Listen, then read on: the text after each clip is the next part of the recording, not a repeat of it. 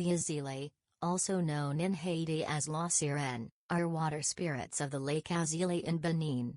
There is said to be only one Azili, but many La Sirène, although other accounts claim there are many Azili, who are all extension of the divine feminine, also named like that. The lake was said to be a sentient feminine being on its own, and the mermaid-like Azili were often depicted with skin and hair that shimmered with all the hues of rainbow. When hit by sunlight, much like opal stone, they were so versatile and ethereal it's hard to pinpoint their nature exactly. Like a shell forming and then dissolving in the water, like water raging in waves, as well as flowing calmly and still, so versatility, shape-shifting and change was the theme around the Azili. No one could tell with 100% certainty how they look and how they are, because they were ever-changing. Just like their Haitian and fellow African counterparts, they are said to kidnap young girls, who disappear for days on end, coming back changed, with longer, straighter hair, better luck, and a deep knowing. This symbolizes the vast depth of intuition and otherworldly knowledge that the spirits can bestow upon the kidnapped and initiated girls. The theme of humans being initiated into hidden arts by mermaid-like entities in their hidden marine kingdom is common and recurring theme not only among the Africans, but also among the nations taught grew from replaced captive slaves, like Haiti and African Americans.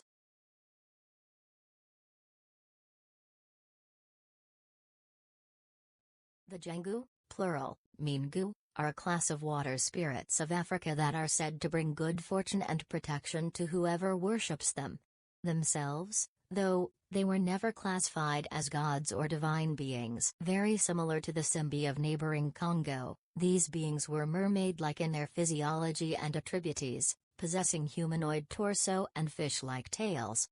As creatures of both waters and land, they could serve as spiritual messengers between the earth and the other world. This intermediatory role between the here and the hereafter made them very popular among shamans and medicine people of Cameroon to contact with, in order to gain knowledge from beyond the earthly veil.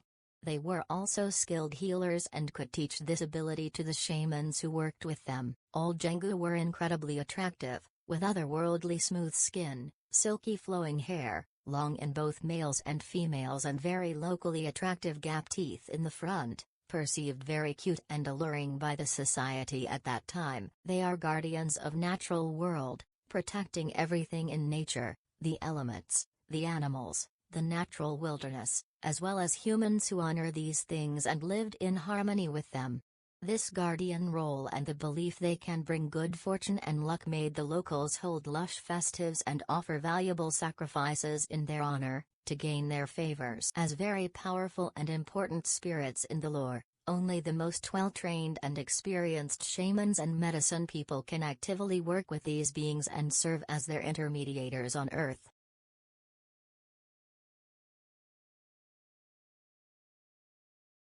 La Sirène Jimin, also referred to as simply La Sirène, is a malevolent mermaid-like spirit, mostly known in the Congo. Unlike most mermaid-like beings, who prefer the sea, these dangerous females are said to lurk in the fresh waters. Sometimes compared to a goddess Mamiwata, or Trinidadian merfolk-like beings called the Medlo, the Sirène are also referred to as Lua, although that's not some widely accepted consensus.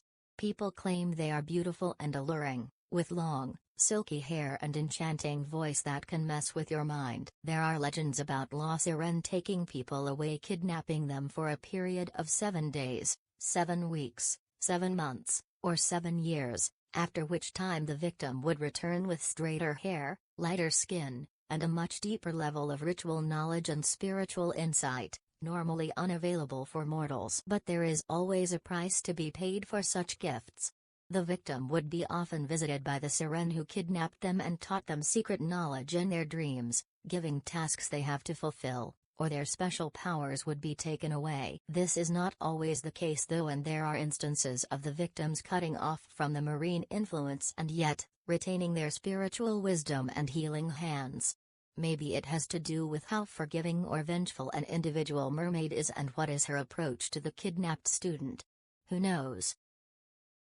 In the Democratic Republic of Congo, as well as spiritually related Haitian and African American diasporas. The Simbi are supernatural mermaid-like entities, sometimes compared to Haitian orichas, but not bearing the same divine connotations. Traditional Bakongo religion describes them as powerful guardian spirits of nature, who can assume different forms like these of mermaids, snakes, birds, inanimate objects or elements like fire.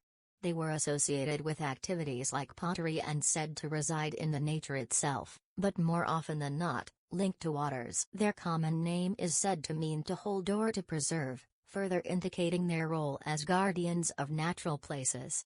Due to forceful migration of the native Bakongo people along the Americas led to the widespread belief in these creatures being pretty much sesame on different continents. They are said to be very old, yet never aging and never dying. They are a living link between the world of the mortals and the other world, or the world of the souls of the dead. Oral histories tell about them being messengers for and from the ancestors and their earthly living relatives. Among the Black Americans, there exists additional belief that the beings inhabit rocks, gullies, streams, and pools, and are able to influence the fertility and well-being of those living in the area, making the local Simbi equivalent a powerful spiritual entity to call upon, not only by those living by the sea, but also by the pairs who wish to conceive and so on. What's fascinating is that 17th-century slavers from Virginia who traveled to the Africa, mentions actually seeing the creatures with their own eyes, as they run around the fountain.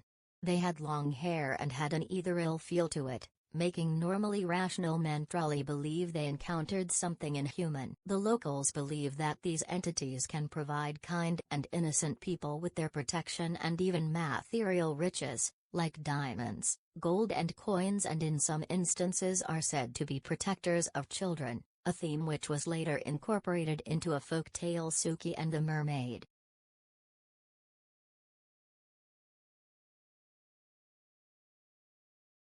To the folklorists of Gabon mythology, Nguva is commonly viewed as beautiful and alluring temptress of unnaturally beautiful and seductive voice, making everyone who hear it lose their minds and fall for her. She is the untamed, unchained, unrestrainable force of nature. She seduces with love, riches and vision of perfect life, but to those who betray her, she's a terrible slave master, one you couldn't and possibly even wouldn't want to escape, as her powers can mess with one's mind and sanity. And yet, to the locals, she is a symbol of freedom. Freedom of those enslaved, a breaker of their chains, a fierce avenger who uses her wits and her unrestrainable allure to take revenge on those that chained her people, believed to drag the souls of the killed slave masters to her marine kingdom, to keep them as their slaves forever. But the most importantly, she was the voice of nature. A voice of force that does not differentiate between the good and the evil, the righteous and the wicked. She could turn her judgment and anger on to anyone, and everyone could fall victim to her destructive powers. If they only treat the surrounding nature the wrong way, she can be your protector, or your greatest enemy no one can save you from. It all depends on how you treat the home planet you live on. She's not an evil spirit who wishes to damn you, but she is a brutal equalizer you don't want to piss off. And as the water element that she embodies, she can freely shapeshift. She can show herself to you as a woman, as a mermaid, as a serpent or fish. And when she appears to you, you can be certain, it's not only her, but all the forces of nature watching.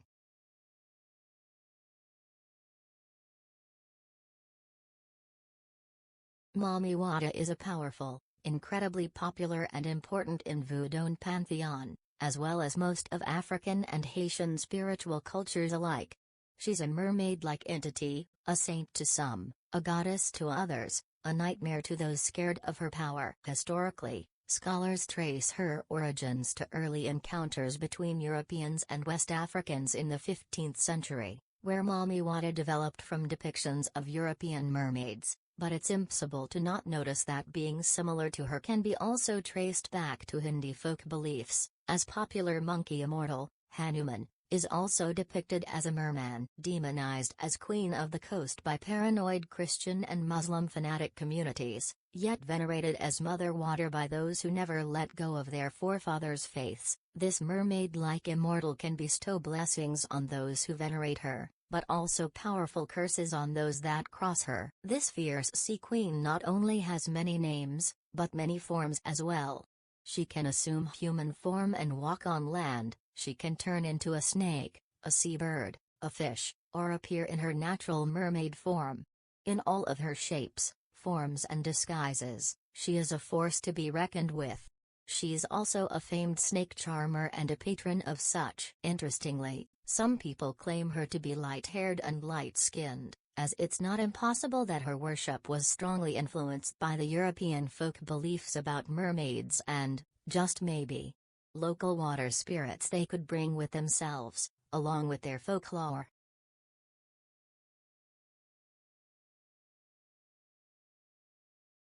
The Oumiri, meaning water spirit in Igbo language of Nigeria people, holds deep cultural and spiritual significance, especially for communities living near various bodies of water.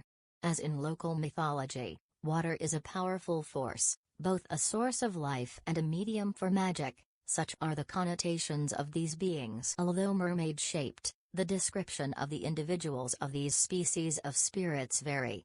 Some depictions describe them as a luminous figure with flowing hair and shimmering skin, capturing the brilliance and movement of the waves. Others believe they take on the form of a white-skinned and white-scaled mermaid. Their deep, glistering eyes are said to reflect the ocean's depths, hinting at hidden wisdom and power.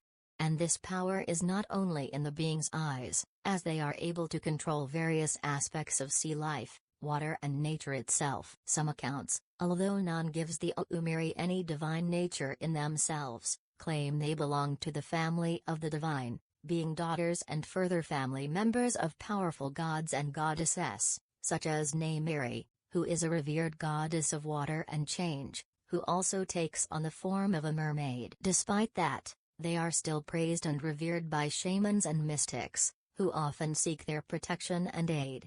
Practitioners known as Dibia Oumiri or Olumiri specialize in working with water energies and spirits, channeling their knowledge to maintain balance between the physical and spiritual worlds. In exchange, the water spirits gift their followers with powerful powers of healing and foresight.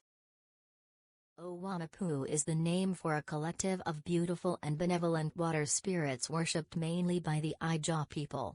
They are seen as benevolent and representing beauty and life-giving properties of water. As central figures in Ija cosmology, they are believed to inhabit rivers and creeks, embodying nature spirits that represent both constructive and destructive forces.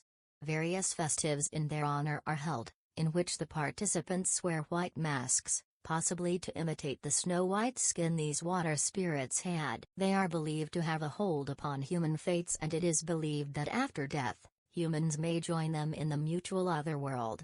Whether this underworld will be underwater kingdom, or other, more earthly paradise-type location is unknown. Often people honoring these creatures wore elaborate headdresses meant to look like marine animals, suggesting that these spirits could be mermaid-like in nature and shape. Sometimes, the rituals and festivals involved laying beneath the water with the masks being only visible thing. This behavior is said to simulate the water spirits' behavior, as it was believed they would often peek on the surface in this way and only visible thing above the dark waters would be their pale faces. Different people of Africa see Yamaya differently. To some, she's an Orisha, to others, she's a goddess and even a creator, who was said to made the world we know today, from the great flood that shaped it into what we know now. She is particularly associated with the Ogun River in Nigeria, which is said to be her sacred place. But local lakes of Brazilian worshippers of Orisha and in Cuba were also said to house her spirit. She is often syncretized with either Our Lady of Regla in the Afro-Cuban diaspora or various other Virgin Mary figures of the Catholic Church, a practice that emerged during the era of the transatlantic slave trade, as the African people still wanted to practice their religion in secret despite it being prohibited. Yamaya is said to be motherly and strongly protective, and to care deeply for all her children, the people of African descent, comforting them and cleansing them of sorrow. She is said to be able to cure infertility in women, and since cowrie shells represent her wealth, many women wore them as amulet. If crossed, for example if her followers, or their children would be threatened or hurt, she could also be deadly. She could command all the waters and creatures of the waters and could cause destructive floods if the need arises. Her role in creation of the world and humankind led her to be worshipped all along the entire Africa, and multiple temples and idols are dedicated to her. As a patron spirit of all pregnant women, she was prayed to a lot during times of conception and birth, and as a ruler of waters, every seaborne village and town worshipped her, even if locally.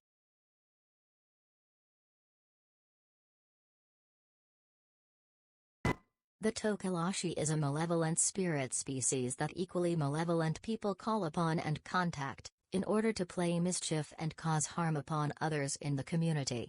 They can be compared to Indonesian tuyuls, as they too tend to have childlike stature. They can be much more harmful, though. Their malevolent activities do not tend on harmless pranks and money stealing, though. They can be called upon to cause direct harm, make someone fall ill, have an accident or even die. They are not as strictly tied to waters as the rest of spirits on this list, but they totally do have an affinity to the water and are said to be able to turn themselves invisible by swallowing water. Protection against them includes traditional methods such as raising beds off the ground, as it is believed evil spirits are tied to the underground and cannot reach above it, and interventions by spiritual figures like pastors or shamans and medicine people. It is said that whoever seeks favors from the tokalashi would have to pay a terrible price, as in exchange for the life of one's enemies, the spirits will almost always ask for the life, or soul, of someone from the client's immediate family. Maybe it's better to just steer clear of them. The water macy is a female water spirit from the folklore of South Africa, who is often credited with the ability to control weather and rainfall, but also able to cause floods or droughts if crossed or mistreated. She is often portrayed as dwelling and living in the deep, dark pools of water among the rocky crevices and mountainous formations. According to a popular legend, she is said to lure unsuspecting bypassers to her, only to drown them when they are at her reach. This version of the legend is often used by parents who want their children to stay away from dangerous cliffs and waterholes, but it's only one use of such legend. Many people believe they really exist and are a very real threat, much like hippos and crocodiles are. They attempt to treat her with reverence and respect, so they will avoid her wrath. On wall paintings she is often depicted as a woman with lower half of the body like that of a fish, or a mermaid like in Greek or other European tales. She is said to lure people showing only her humanoid side, with the tail submerged, as she apparently cannot shapeshift.